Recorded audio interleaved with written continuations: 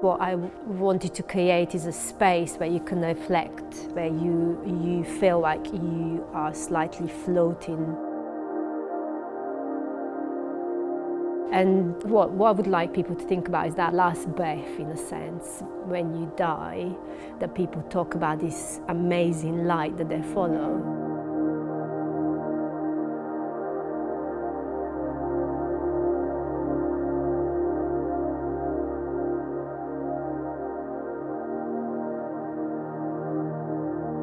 For its exhibition in summer 2015, Fabrica has commissioned Brighton-based artist Elpida Hadzi-Vasileva to create a site-specific work for the space. The resulting piece, Fragility, is the second in a series of 3 artist commissions that form the Into That Good Night programme, which deals with dying, death, and related end-of-life issues. The title is Fragility, which is looking at the fragility of life, if you like, and how we as human beings are here for a particular time. We all would like to be ageless and be here forever, but unfortunately we are not. So I wanted to kind of look at this procession of what is death really, and actually looking at death from a positive angle instead of from a negative angle. Everybody's quite scared of dying, and we are quite sort of reserved about talking about dying. Nobody plans their own death. Everybody plans their weddings and happy kind of points. But when we talk about dying, everybody kind of shades away from that. So I wanted to create a space where there can be an opportunity to discuss this subject and talk openly about it. We are using a pig's caul fat. It's specifically chosen because it's part of a layer of a stomach that protects the organs. Is made out of very, very fine fatty veins, and the material itself has been preserved and treated. It's very delicate, very fragile, so when you're using it, you stretch it and you pull it and you create a shape out of it. I like to use materials which, for example, have got no value or have been rejected, and I always try to transform the material and try to kind of give a different element or different elaboration to that material, almost like to say, actually, this is very beautiful and can be turned into an object of beauty.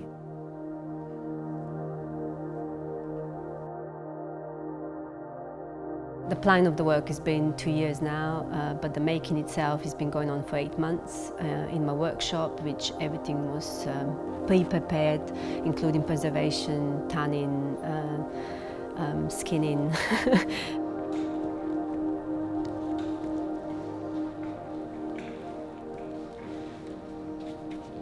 This is the process of stretching and making.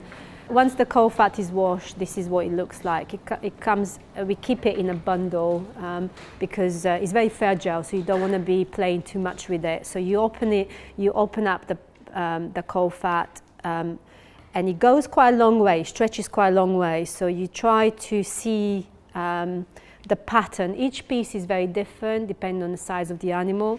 And you take a section like this, for example, and you try and stretch it onto the plastic.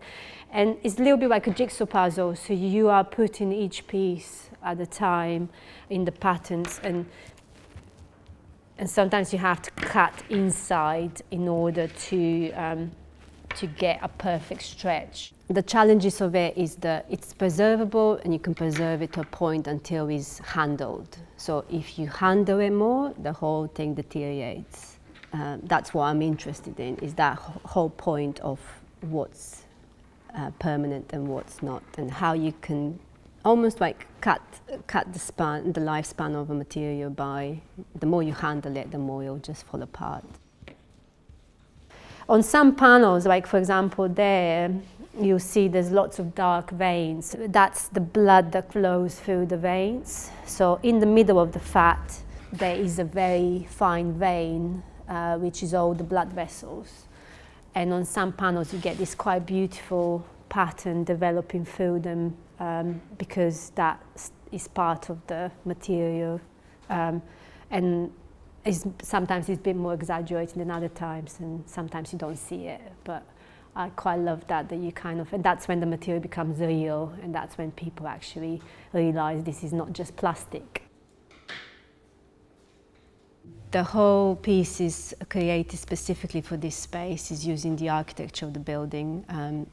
We wanted to create another church within the church, if you like.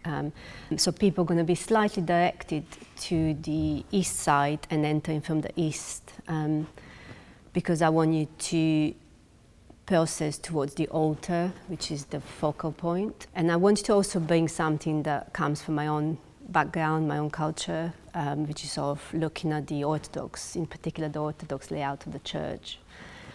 So you've got these very arched, ornamented ceilings with 3 focal points at the end of the altar, which are 3 entrances, but 2 of them are dead end and 1 is actually an entrance that you can enter and penetrate into the dome shape. We've created a small kind of enclosed space inside the work that I would like people to kind of almost experience by themselves, if that's possible. To have a moment of contemplation or moment to yourself. And the whole idea is that when you turn back to where you've entered, you've got this really strong light behind you that actually points to the windows, which is the main source of light inside the space. And I think the nature of the material is actually allowing that to happen, and the way it's been created, each layer kind of is slightly hidden but also exposing the light and works with the light. The work itself is made to almost float in the space. We had many conversations with the architect, Per Boykov, with how to actually physically achieve that, to actually hang a piece of work, so everything's hanged off the ceiling, but in the same time that everything can move, so you've got this almost idea of being up in the clouds. It's a very mathematical pattern, so we developed a pattern which was cut in size, and then that pattern replicated to create a stepping stone. So each section, or each, if you like, each ring is cut slightly differently, but using the same pattern. So everything is moved by 10 centimeters up or down to almost create this kind of a balloon structure.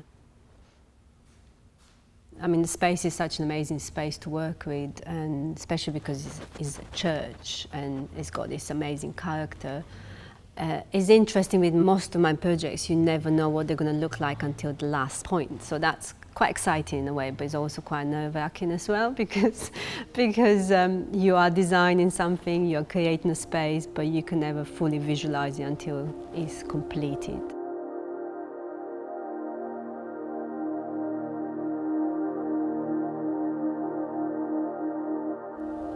So I think what the core thing was using this material, which is from a dead animal, the animal that's been killed, animal that's been bred for a particular reason, had a very, very short span of life.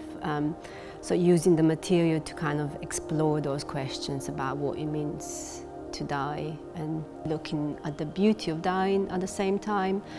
Because I mean, I personally don't know what I believe in, but I would like to think there's something other than this life, because otherwise why we are here?